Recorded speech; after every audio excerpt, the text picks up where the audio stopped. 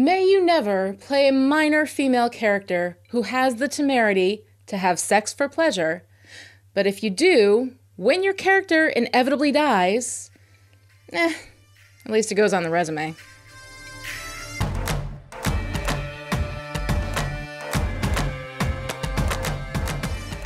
Hi, and welcome to Sex and Whiskey. I'm story expert Lani Diane Rich of Chipperish Media, and we're here today to talk about Of Lost Things, the 4th episode of Season 3.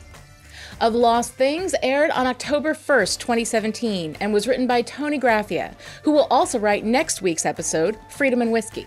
This episode was directed by Brendan Mayer, who will also direct next week's episode. I have to say, I think these two make a stellar team. We've been moving through these 20 years of separation with Claire and Jamie with much more structure and movement in the Jamie side of the story, and this week's episode is keeping up with that trend. We don't get much of Claire, but what we do get works nicely alongside Jamie's story and speaks poignantly to this week's theme of love and loss. All right. Let's go through the stones. Mr. Evans says the Master wishes to speak with you. In Of Lost Things, Jamie adopts a new identity as Mac the groom for the Dunsany family of Hellwater, but his freedom is mostly a mirage. But you are a prisoner, Mackenzie. Mind you, don't forget it. Life at Hellwater is fairly peaceful until Geneva Dunsany coerces Jamie to her bed before being forced to marry the distasteful 8th Earl of Ellesmere. It's a vile agreement. Geneva gets pregnant, and despite Ellesmere never having sex with his young wife, it isn't until Geneva dies giving birth that it occurs to him that the kid isn't his, and he throws the world's worst hissy fit. You seem damn sure of your daughter's purity! You certain the brat isn't yours! Jamie kills Ellesmere to protect the child, and stays on with the family until Willie grows old enough to start to look like Jamie, and Jamie realizes it's time to go. We all have our secrets. Who's just walking around? With a promise from Lord John Grey and Isabel to care for his son, Jamie leaves Hellwater to start his life over again. Meanwhile, in 1968, Claire, Bree, and Roger continue to look for Jamie, demonstrating their seriousness with a serial killer investigation wall. Bree and Roger grow closer, but when they hit a dead end in their investigation, Claire makes a choice. This is what Mrs. Graham warned me about. Spending my life chasing a ghost. As Claire and Bree get on a plane back to America, Roger plays with his toy plane and thinks of lost things. Hellwater, despite the diabolical sound of the name, is a place of peace for Jamie, as he takes on yet another identity, this time as Mac the groom. Once again, he's back in the stables with the horses, and he lives a simple life, which is not a bad thing. He is no longer a leader of men, no longer taking on that responsibility. He does his work as just another groom on the estate, part of the community rather than separate from it. And he continues his friendship with Lord John Grey, who makes frequent trips out to check on him. So even after all these months, you've come all this way to Hellwater for the sake of my welfare? Well, not just for that. Dude is still in love with Jamie, but it's okay because Lord John Grey is an honorable man who doesn't subscribe to the odious concept of the friend zone, in which men decide they're entitled to a return of their affections. This is true friendship, a love that is anchored in a sincere desire for the other's happiness and well-being. And once again, Outlander expresses male friendship and community beautifully. Last week, I talked about how masterfully subtle the writing establishing Lord John Grey's exile was. And here we have another layered and textured scene with Grey's older brother, Colonel Melton, as he and the Dunsany girls come upon Grey and Jamie playing a companionable game of chess. Melton's sour lemon expression as he recognizes Jamie and as he looks at his brother shows that he's obviously thinking there's an affair going on between the two. And I feel so wholly the emotional exile of Lord John Grey again, as even his family doesn't understand that just because he's gay, that is not all he is. He's also a good man, a faithful friend, an honorable person, and someone who deserves to be treated with a little more respect. Which makes the look of disappointment and disdain from his brother all the more heartbreaking. The relationship with Jamie is innocent, respectful, and pure. But because Grey is gay, he will never receive the benefit of any doubt, even from his family.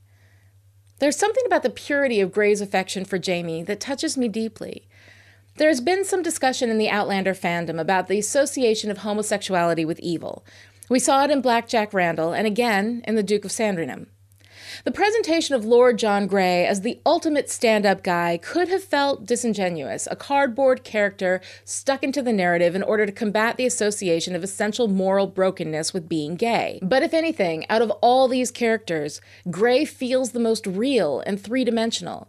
And a big part of that is his goodness mixed with his vulnerability. To love and not be loved in return, that's true vulnerability.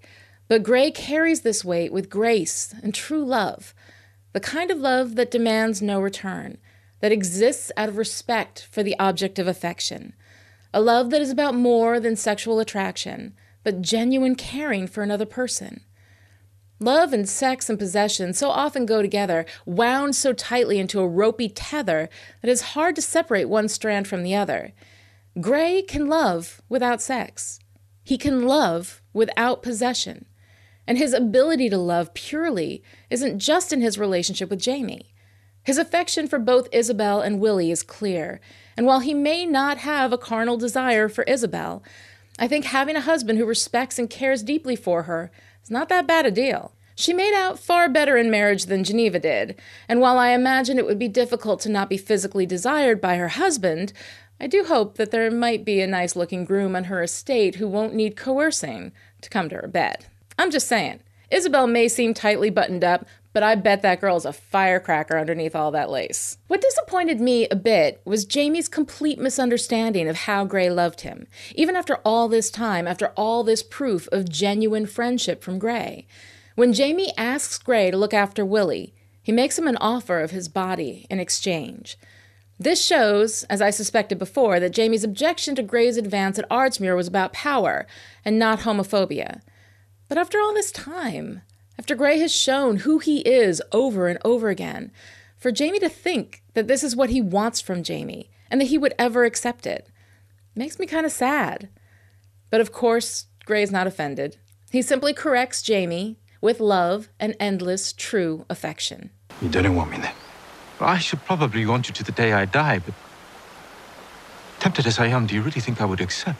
While the love story between Jamie and Claire is powerful, and it's the reason that I've returned to Outlander so often since first discovering it, it's Lord John Grey's quiet and powerful ability to love truly, faithfully, and wisely that shows the true power of love itself. And it makes his character about so much more than being a counter to the idea that homosexuality is associated with brokenness. Grey demonstrates honor, love, and fidelity in everything he does, and gay or straight has absolutely nothing to do with it. Well, then I have no right to think ill of you. Of course, peace is never a long-term thing for James Alexander Malcolm Mackenzie Fraser. As the petulant and spoiled Geneva Dunsany faces marriage to the 8th Earl of Ellesmere, her wandering and desperate eye lands on Jamie, and it all goes to hell from there as she blackmails him into coming to her bed and taking her virginity. And here's the thing about Geneva. Yes, she's absolutely a brat, and coercing someone into sex via blackmail is just another shade in the many gradations of rape that we see all too frequently in Outlander. But, I don't know. She's smart. She's tough. She doesn't whine, and when she has to take her lumps for her choices, she takes them. For one, when she tricks Jamie into thinking she's hurt on their excursion, and he dumps her in the mud, she laughs. She doesn't bitch and complain and act all offended. She knows what she is, and she's ready to accept the consequences of the game that she has chosen to play. She doesn't go running to Daddy to get Jamie in trouble, and yes, it's because she's not done with Jamie yet, but I think there's more to it than that. I think she respects Jamie for tossing her in the mud, and I respect that in her. Her threat against his freedom and his family to blackmail him into coming to her bed is truly awful. I mean, it's bad, I know. But when we get to the moment, there's a shift in her. She's out of her element, she's vulnerable, she's scared, and she's being forced to give her youth over to an old, gross man who sees her as a possession. This is her only way to fight back, and while it is wrong for her to use Jamie to her purposes, to make him risk his job and possibly his freedom for the sake of her vengeance, I have sympathy for her. The sex scene, despite its distasteful circumstance, shifts into this extension of grace and kindness from Jamie. And there are so many reflections between this and his first time with Claire. First, we get the hands on the chest, which is Claire's move from the wedding, one Jamie replicated with Mary McNabb, and again here with Geneva. He extends such kindness to her, showing her how it's done in a lovely reflection of the way Claire showed him all those years ago, even including a nod to the mixture of pain and pleasure. Did I hurt you? It was painful at first, but then I liked it. And then in their discussion afterward, when Geneva tells Jamie she loves him, we have a reflection back to the conversation he and Claire had in Both Sides Now. Was it always so between a man and a woman?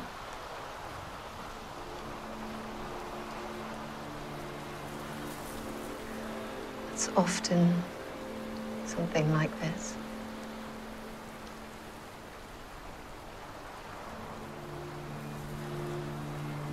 No.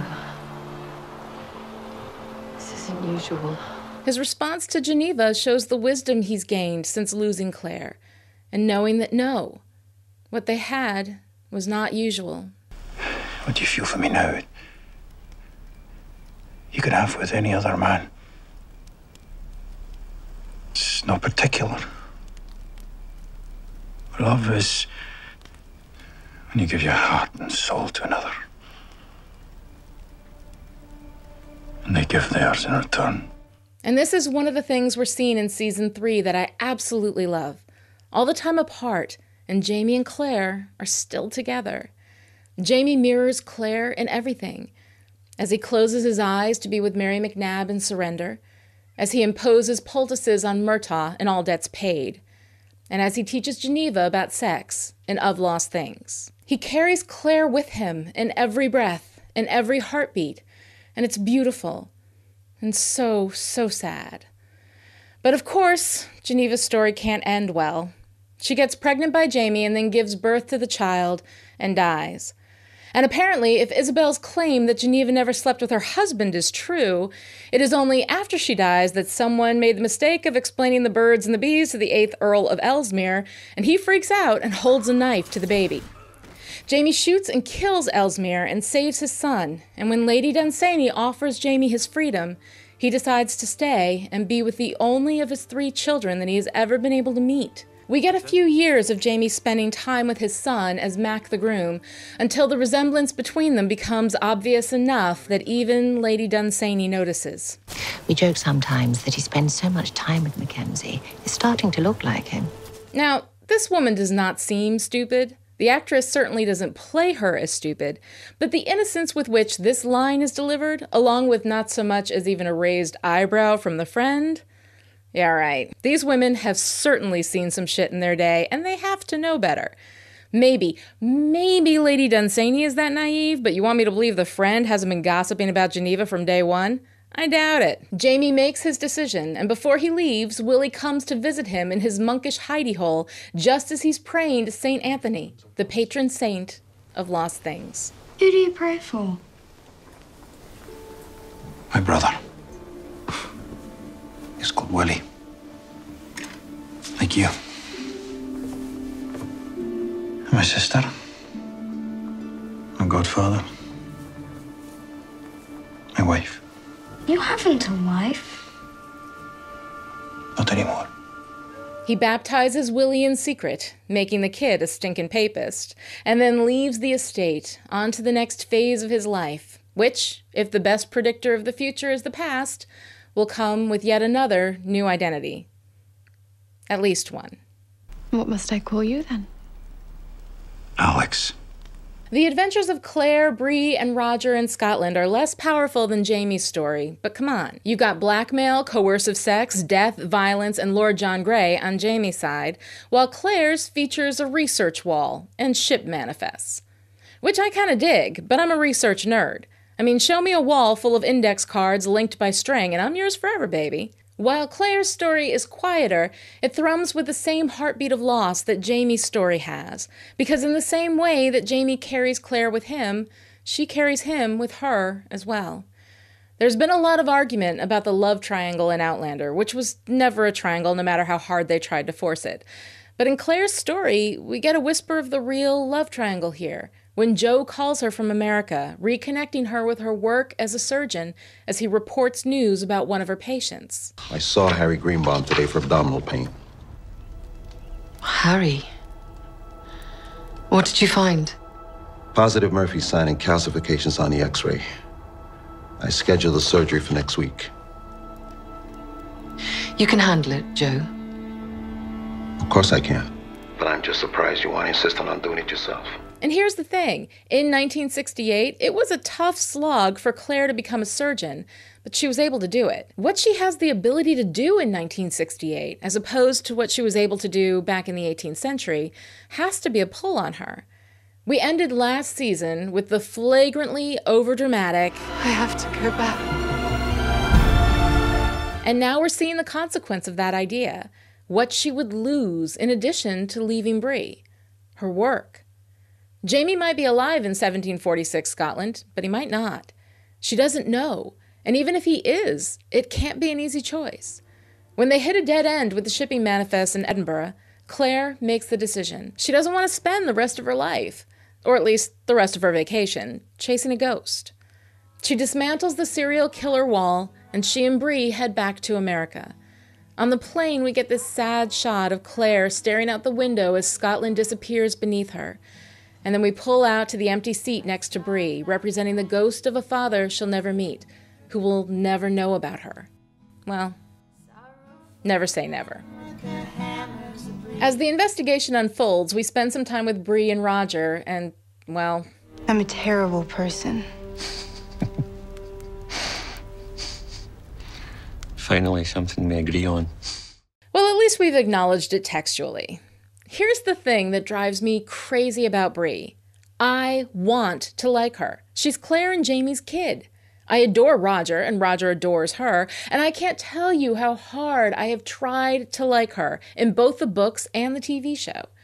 The source material is not good to Bree, but I was hoping the TV show would find a way to make her better, to give her texture, to play down her brattiness and play up her intelligence and her resourcefulness. And when we do get a little bit of that, while she's helping Roger fix the car, it gets ruined with this Regina George nonsense. Will you have some cream on your scone, Roger?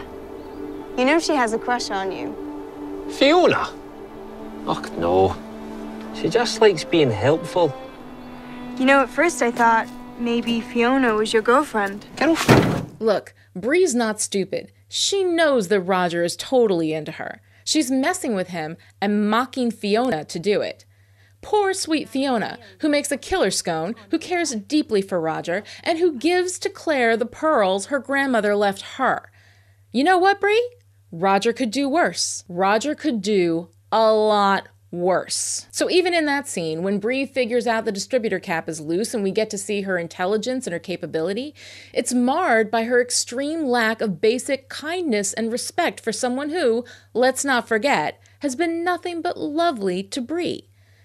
Then we get the scene on the couch with Roger when Bree talks about being a terrible person, so, points for self-awareness, and then knowing full well how he feels about her as he has just confessed it. She kisses him, then just darts off as he's going in for round 2, leaving him sitting on the couch wondering what the hell just happened. The manic pixie mean girl thing wouldn't work for any character, but on Bree, it makes her seem almost maliciously mercurial. 1 minute she's one kind of person, the next, something else. None of it makes sense. All of it is incongruent. It almost feels like we use Bree to be whatever we need her to be in order to confound the other characters in whatever scene she's in.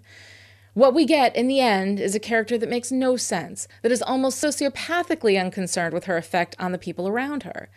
And in the same story space as other characters who are so beautifully and deeply and consistently written. I just don't get it. I didn't get it in the books, and especially don't get it in the TV show, which, through the magic of adaptation, has this opportunity to fix the problem. I hope they take that opportunity in the future, because I adore Roger, and I'd really like to see him with a woman who is worthy of his devotion. I mean, I have girls who are friends, but not one I'd call, I don't have a girlfriend. As proof that love is stronger than hate, I will tell you that I was thrilled to get more responses than ever this week when I asked about Lord John Grey. Thank you so much to everyone who submitted a video, and if your video isn't here, it's purely because of time. Please share your videos with the community using hashtag #SawChip so everyone can see what y'all had to say, because it was just brilliant. So without further ado, take it away, guys. Hello, Lani and my fellow Outlander fangirls and fanboys. This is my answer to Lani's question, what I thought about Lord John Grey. I have been eagerly anticipating this character because as a bisexual myself, even though Lord John is gay, but still, I think that his inclusion into this particular story is pretty awesome because I think that representation in all different forms of media is very, very important. For him to sort of, and I thought that he handled it really well when Jamie sort of rejected him, and I am just so excited to see more of his character in future episodes. I thought that David Barry did a phenomenal job, and he ain't too bad on the eyes either. So Lord John Grey, I think it is so great that Jamie has someone that is on his side.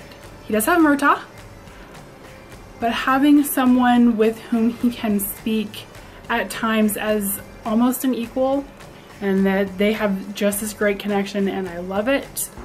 Hey Lani, this is Brandon from Southern California.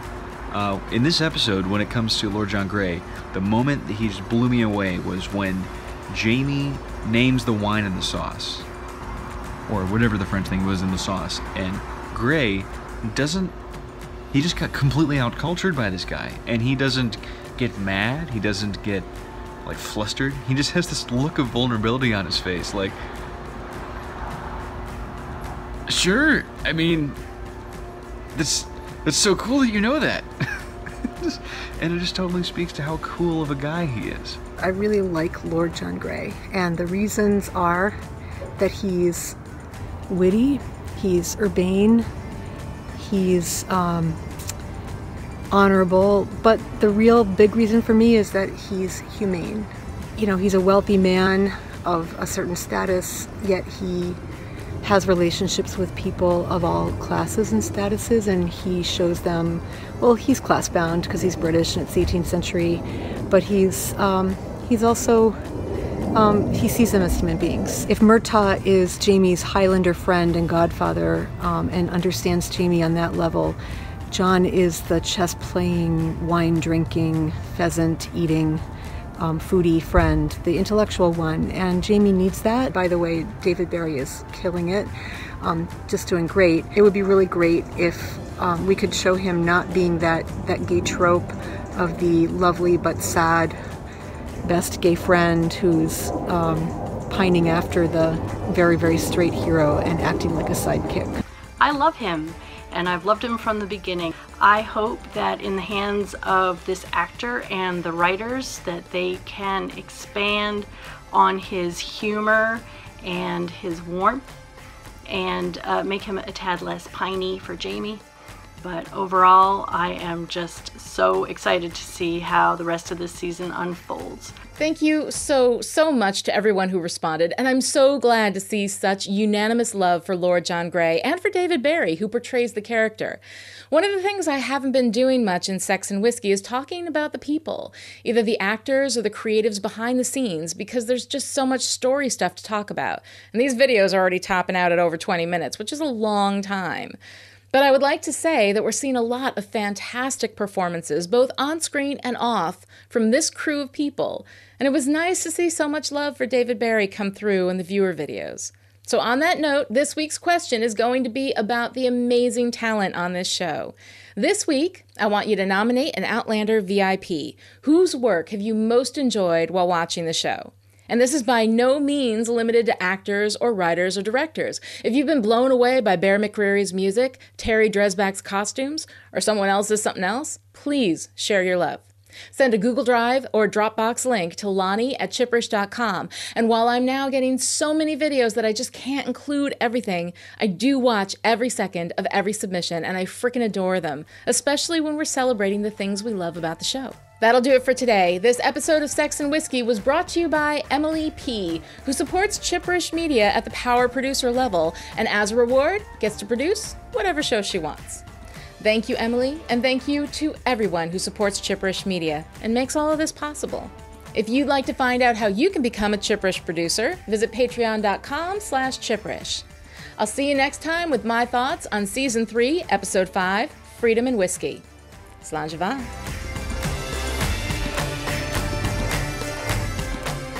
Sex and Whiskey is a Chipperish Media production and is entirely funded by passionate story lovers like you. Visit patreon.com/Chipperish to find out how you can become a Chipperish Media supporter.